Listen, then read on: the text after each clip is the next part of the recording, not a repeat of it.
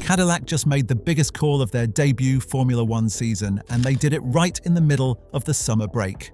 Graham Loudon, the man who built this team almost from nothing, is no longer team principal. Marcin Budkowski has taken over effective immediately, and his very first race weekend running the show will be at Zandvoort. Think about where Cadillac actually are right now. They're only 11 races into their entire Formula One existence. Loudon was the architect of all of it, the one who turned a concept and a license into a functioning team with actual cars on an actual grid. He recruited the staff, built the internal structure, navigated the entry process, and made sure 2 cars rolled out in Australia for the season opener. That is a massive amount of work, and it happened because of him. Then, right in the middle of their first year, Cadillac decided they needed someone else at the top. That's the part that makes this worth really digging into. This isn't just a staffing shuffle or some quiet reshuffle you'd miss if you blinked. This is Cadillac making a very deliberate public statement that the job has fundamentally changed and that the team needs a different kind of leader to handle the next chapter. So let's actually break down what happened, why it happened, and what it means going forward. Let's start with the hard facts. On August 12th, Cadillac officially confirmed that Marcin Budkowski is their new team principal. Graham Loudon has left the role entirely. The team described it as a planned leadership transition, framing the move as a natural shift from the early build phase into what they're calling the next stage, which is about racing performance. Budkowski's role starts now and runs through the rest of 2026 and beyond. Still, even with the word planned attached to it, the timing caught a lot of people off guard. A transition can be planned on paper and still feel pretty abrupt for the person actually walking out the door. Cadillac CEO Dana Morris spoke to the BBC and was direct about it. He said this was his decision, not a mutual agreement, and that Loudon was told on Wednesday morning. Morris also acknowledged the team had been thinking about moving into a new phase for a few months, but admitted the change came sooner than originally expected. There's a clear strategic reason Cadillac wanted Budkowski installed now rather than waiting until the off-season. With 12 races still left in 2026, they want him embedded inside the operation, learning how everything works, identifying what needs to change, and influencing decisions before the 2027 car development locks in too far down the road. Waiting until January would have cost them months of runway. Mario Torres has also been explicit on one specific point, saying the change was not a direct reaction to Cadillac's reliability struggles or their results on track. That explanation deserves to be taken at face value. It's a reasonable business argument, and it lines up with how teams tend to think about long-term planning. But it would also be a stretch to sit here and pretend that Cadillac's difficult start played absolutely no role in creating urgency around this decision. The atmosphere inside any racing team is shaped by results, and Cadillac's results have been tough. They are still pointless after 11 races. 0 points. No scored finishes. What makes that even harder to explain away is who's actually driving those cars. Sergio Perez and Valtteri Bottas are not young rookies still figuring out Formula One. These are experienced race winners with decades of combined experience at the top level. And yet both of them have spent the majority of this season fighting a car that isn't fast enough to compete and has repeatedly failed them when they needed it most. The most visible and persistent problem has been overheating brakes. Race weekend after race weekend, the issue has resurfaced in some form. Cadillac have brought updates, engineers have worked on it, fixes have been introduced, and still the problem keeps coming back to hurt their Sundays. It's the kind of technical headache that grinds morale down and makes every weekend feel like a damage limitation exercise rather than a genuine racing effort. To be fair to everyone involved, Cadillac knew the first year was going to be hard. They said it publicly, and they were right to say it, because it's always true for new teams. Formula One is not a competition where you write a big check, hire a few dozen smart people, and expect to be scoring points inside 6 months. The entry barrier is brutal, the competition is relentless, and the learning curve is almost vertical. Every new team that's ever come into this sport has had to absorb that reality quickly. Cadillac didn't just have to build a car, they had to build an entire Formula One operation from the ground up, while every other team on the grid already had decades of data, years of factory refinement, and deeply ingrained race-winning habits baked into their DNA. Nobody expected them to roll up and challenge for podiums in year one. That's a fair and honest expectation. But there's a big gap between a team that's struggling through a tough beginning and a team that looks like it has no clear path forward. The people running Cadillac decided it was time to bring in someone who could close that gap.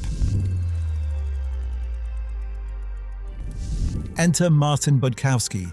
Casual fans might not recognize the name, and that's fine, but inside the Formula One world, this man has done nearly every job that actually matters. His career in the sport goes all the way back to 2001, when he first joined Prost. From there, he worked his way through some of the most respected names in the paddock: Ferrari, McLaren, the FIA, Renault, and Alpine. He's been a hands-on engineer, a technical department leader, a senior executive making big-picture calls, and he's even worked on the actual regulations that all 10 teams are forced to follow. That's a career path you simply can't manufacture overnight. That kind of depth is exactly what a young team needs at this stage. Budkowski doesn't just understand one slice of what Formula One is, he understands how a car gets developed week to week, how a race team needs to be structured to function under pressure, how the rulebook shapes what performance is even possible, and how a large multi-site organization needs to make fast, coordinated decisions. He also knows what a genuinely top-tier operation looks like from the inside, not from the outside looking in, but from actually working within Ferrari and McLaren at competitive periods in their histories. That kind of first-hand knowledge is rare.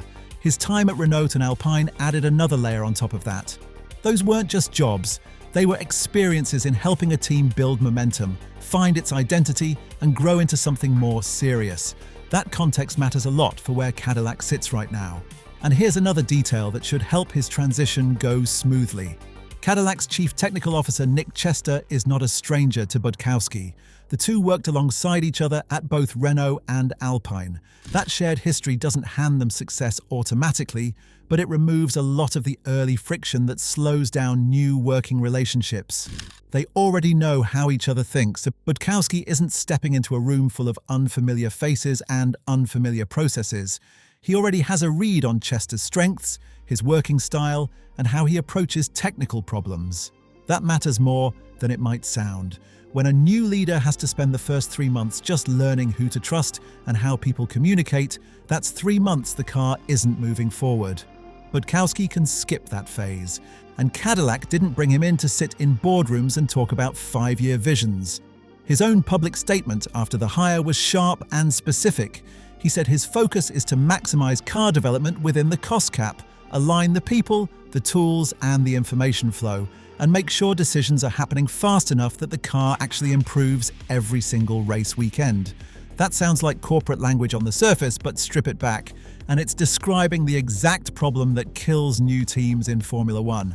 Think about what it takes to actually get a new part onto the car at a race. Someone has to design it, someone has to test the concept, someone has to manufacture it, someone has to make sure it clears the regulations, and someone has to physically transport it and fit it correctly at the track, all without losing weeks to miscommunication or bottlenecks between departments. When every part of that chain is pulling in the same direction, a team improves. When any part of that chain is slow or disconnected, you lose ground every single race. Cadillac's setup makes this challenge even more specific. Their operation is spread across multiple locations: Silverstone in the UK, General Motors facilities in Michigan, Motorsport operations in North Carolina, and a future permanent base being developed in Fishers, Indiana. That footprint gives the team real resources and genuine firepower behind it. But having more locations also means more handovers, more time zones, more moments where information can get lost between one group and the next. Coordinating all of that efficiently is genuinely hard, and it's one of the clearest reasons a leader with Budkowski's experience was needed.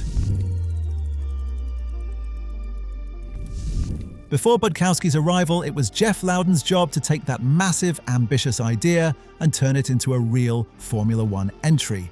And by the most basic measure, he pulled it off. Cadillac made the grid.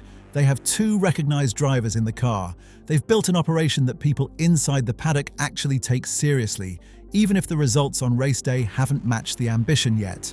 That foundation matters. Now the question is what Cadillac does with it.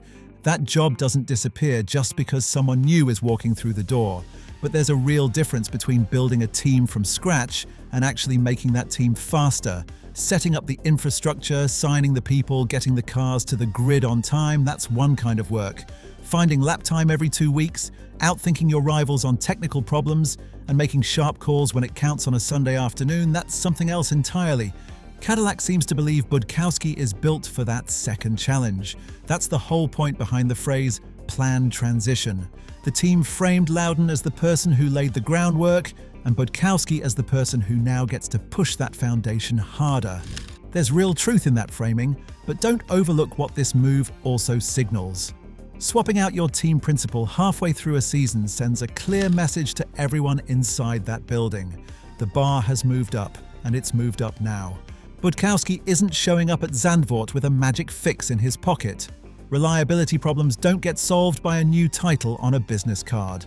Those issues need testing time, proper development cycles, and upgrades that actually work when they hit the real car on a real circuit. On top of that, Cadillac is still chasing teams that started preparing for this regulation cycle years before the American outfit even had a pit lane to stand in. What Budkowski can bring, though, is a fresh set of eyes on how everything works internally. He can start asking the questions that maybe weren't being asked before. Why has the brake issue been dragging on this long? Are the technical departments actually communicating with each other properly? Is the team using its limited preparation time in the right places or grinding away at the wrong problems? Sometimes the most valuable thing a new leader does isn't instantly making the car quicker. It's identifying exactly where the time and effort are being wasted and fixing that first. Zandvoort will be the opening chapter of this new era, but it would be genuinely unfair to judge Budkowski on a single weekend, especially at a circuit where the car's existing weaknesses might still be painfully visible in the timing sheets. One race tells you very little. The more telling signs will start to emerge over the next several rounds, once he's had time to actually reshape how the team operates day to day. The questions that really matter are the ones Cadillac's ownership will be tracking race by race. Are the reliability failures finally getting under control? Are the upgrades arriving and actually delivering what was promised in the wind tunnel? Are Perez and Bottas starting to close the gap to the midfield pack? Does the team look sharper, calmer, and more decisive on race weekends when everything gets hectic? Those aren't small questions. They're the difference between a team that's learning and a team that's genuinely progressing. Dan Torres has been consistent from day one. The goal isn't just to be present in Formula One, it's to eventually compete at the front. Cadillac is nowhere near that right now, but the decision to change leadership mid-season proves the ownership group isn't treating these early years as a grace period where anything goes. They're already holding the team to a higher standard, and they're willing to make uncomfortable moves to push things forward. There's one more layer to why this timing actually makes sense. Every factory on the grid is quietly shifting its main focus toward 2027 already. The big calls on design direction, technical structure, staffing priorities, and development tools are being locked in right now, not next year. If Cadillac felt it needed different leadership to steer that process, waiting until the winter would have burned through months of irreplaceable time.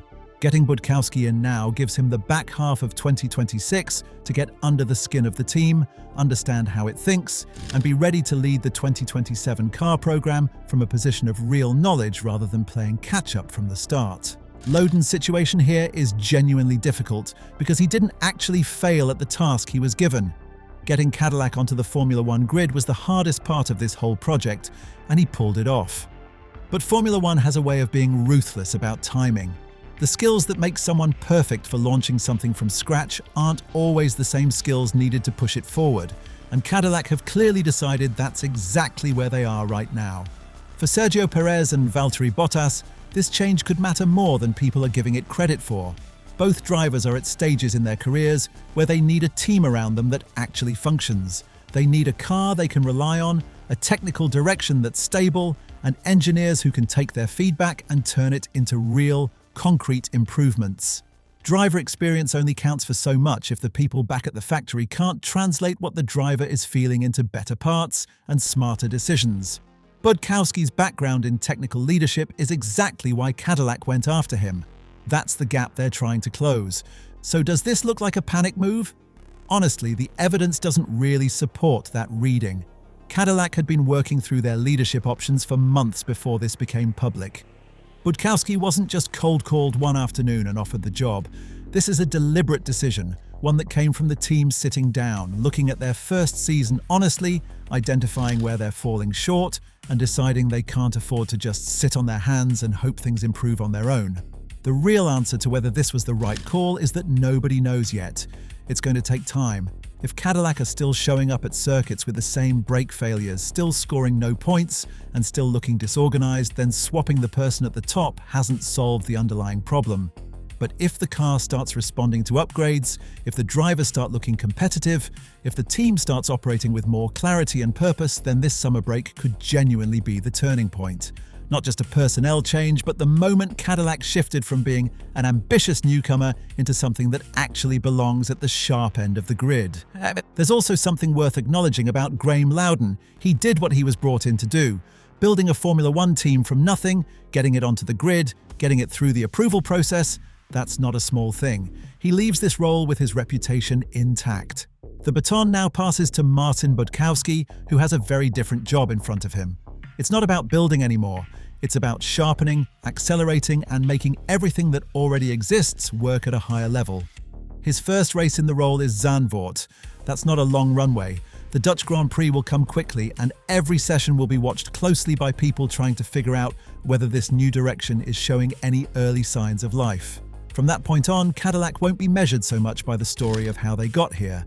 They'll be measured by lap times, points finishes, and whether the upgrades they bring to each race weekend are actually moving them forward. That's the challenge sitting in front of this team, and it's a serious one. Cadillac didn't walk into Formula One with a plan to spend years being a backmarker and clapping for themselves just for showing up. They've been vocal about that from the beginning. The ambition has never been the question. Now it's about whether the operation can match that ambition with actual performance on track. What do you think about Budkowski taking over? Is this the shake-up Cadillac needed, or do you think the problems run deeper than any one person can fix? Drop your thoughts in the comments. I genuinely want to know where you stand on this, and if you're not subscribed yet, hit that button now for daily celebrity and sports drama that you're not going to find anywhere else. See you in the next one.